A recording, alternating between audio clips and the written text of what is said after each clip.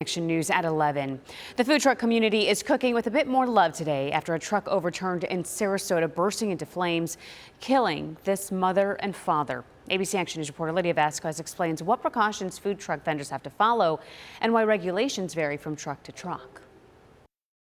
The majority of mobile food trucks are equipped with a kitchen or a stove, but not all trucks are the same. While each have a set of wheels, trucks vary in sizes and regulations. If there is an issue on a traditional food truck you see at a food truck rally that looks more like a step van or a FedEx truck, you'll find that on that truck, if there's propane, which is probably a big part of the cause of the fire down on 75, there's a system in there to actually suppress the fire to actually help. According to the Florida Fire Prevention and Control regulations, the majority of food trucks and trailers are required to have mobile food truck fire suppression systems. Food trucks are different from each municipality. Lieutenant Garth Swingle, Deputy Fire Marshal with St. Petersburg Fire Rescue, tells me the department makes sure food trucks are following the Florida Prevention Code. It is a very difficult situation to deal with when you're dealing with a food truck.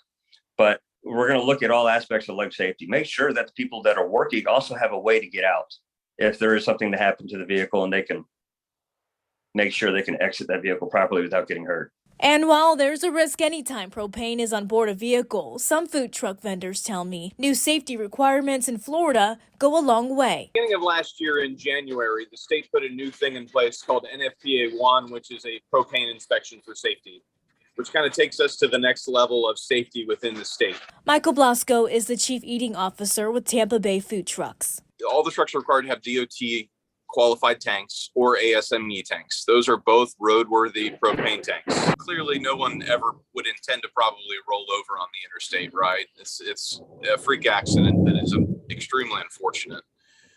But there's not a whole lot that can be done other than secure those tanks properly.